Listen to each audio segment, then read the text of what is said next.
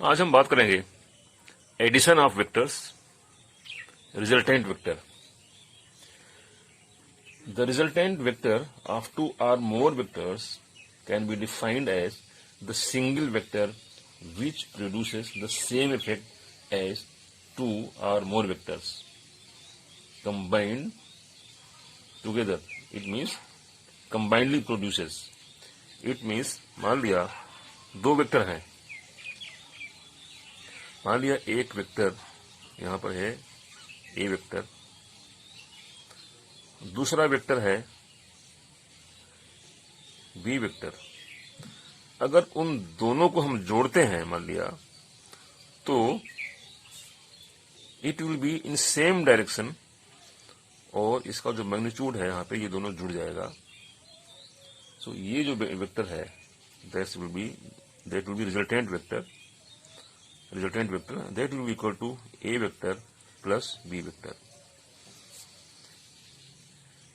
सो इन दोनों वेक्टर्स को, ए वेक्टर और बी वेक्टर को हमने ऐड किया, दोनों की सेम डायरेक्शन है तो दोनों का रिजल्टेंट ये आया। दोनों का जो मैग्नीट्यूड हमने ऐड कर दिया और दोनों का डायरेक्शन वही रहेगा, तो ये हमारा रिजल्टेंट आ गया हमारा। ये उस केस में है जबकि दोनों वेक्टर्स की एक ही डायरेक्शन है, means when two vectors are acting in the same direction, vector A and vector B are acting both in same direction. So एक दूसरा केस लेते हैं। ये जो पहला केस था, दोनों वेक्टर एक ही डायरेक्शन में वर्क कर रहे हैं, ठीक है। We can write two vectors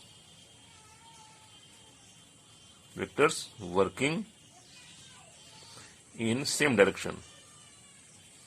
तो इसका तो आ गया इस तरह से, ठीक है। हम दूसरा केस लेते हैं जबकि दोनों वेक्टर्स की जो डायरेक्शन डिफरेंट हो। देखें उस कंडीशन में क्या होगा। मान लिया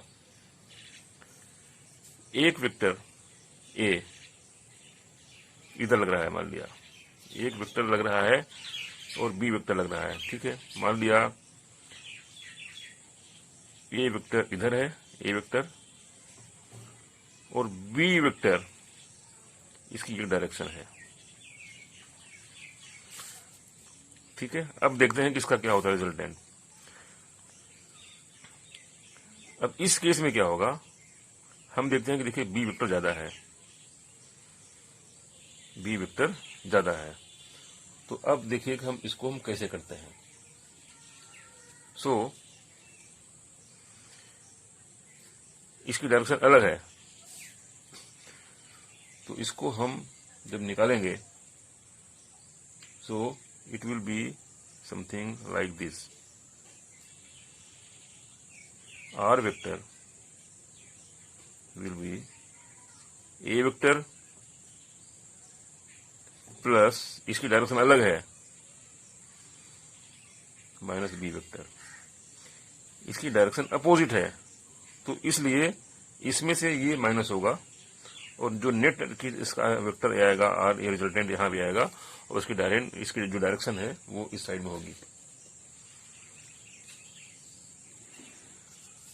सो जो यहां पे आर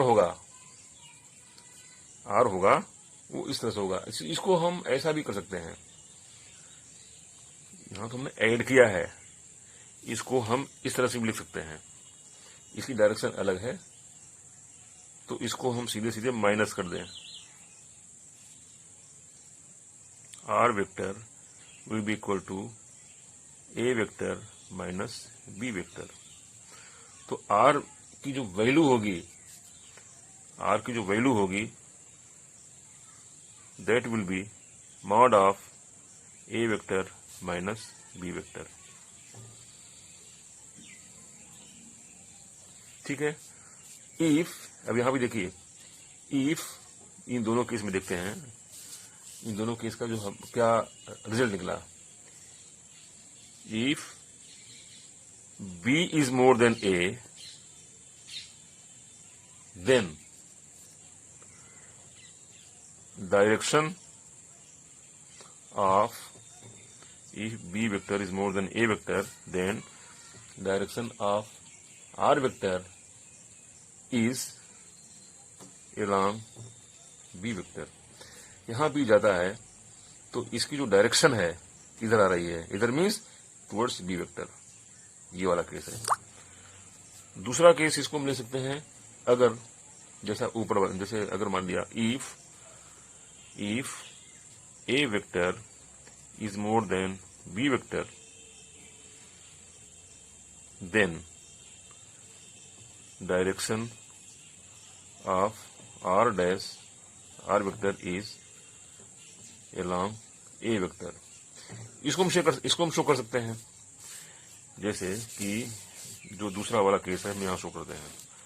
यहाँ पे इसको हम ए बी मान लें, ये वाला हम केस शो करते हैं. मान लिया ए वेक्टर ये है, बी वेक्टर यहां पर है, तो इसका जो आर वेक्टर क्या होगा, आर वेक्टर विल बी, ये कुछ इस तरह से होगा, ये यहां होगा.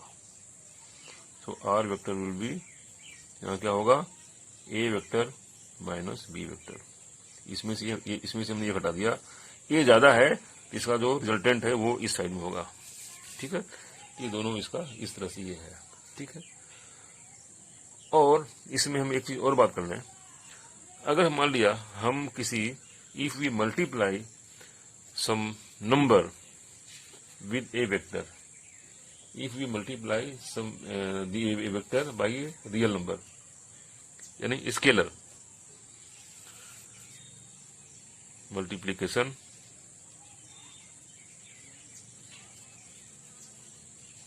ऑफ स्केलर या रियल नंबर विद वेक्टर. मान लिया हमने किसी स्केलर को हमने मल्टीप्लाई किया हमने किसी वेक्टर से, सो इसकी वैल्यू आएगी that scalar and that vector. ठीक है. दूसरा, अगर मान लिया किसी को हमने मल्टीप्लाई किया, मान लिया ये माइनस है, उसको हमने ए वेक्टर से मल्टीप्लाई किया, तो यह आ जाएगा minus this lambda A vector. ये इसका रूल है. इसका हम एक एग्जांपल ले सकते हैं. अगर मान लिया कांस्टेंट वेलोसिटी वेक्टर में हमने टाइम से मल्टीप्लाई किया, means velocity v vector into time will be displacement vector. Velocity vector into time is equal to displacement vector. इसका एक एग्जांपल है, इस वाले का एग्जांपल है ये. So these are some basic things about addition of vector and resultant vector. Very very basic. तो आज के लिए इतना ही. आगे हम इसी पर बात करेंगे. Topic will remain same, but we will talk about the complex cases. Complex cases means just I am showing कि क्या आने वाला है उसमें. एक वेक्टर ये है, मान लिया ए वेक्टर है, दूसरा वेक्टर है मान लिया ये वाला बी वेक्टर है, तो इसका रिजल्टेंट क्या होगा, कैसे निकालेंगे. तो इस तरह के और भी थोड़ी सी कॉम्प्लेक्स प्रॉब्लम, इसको हम डिस्कस करेंगे हम अपने नेक्स्ट वीडियो में. और आज केवल यहाँ हमने केवल एकदम जो बेसिक्स हैं एडिशन ऑफ वेक्टर, दो वेक्टर मान लिया, दोनों की सेम लाइन है, सेम डायरेक्शन है, उस कंडीशन में क्या रिजल्टेंट होगा. डिफरेंट केस में एडिशन हुआ और सब्ट्रैक्शन हुआ, कुछ इस तरह का. तो आज हमने केवल इस तरह से हमें बात किया है. अगले वीडियो में हम बात करेंगे इसी के बारे में कुछ कॉम्प्लेक्स केसेस. Thank you.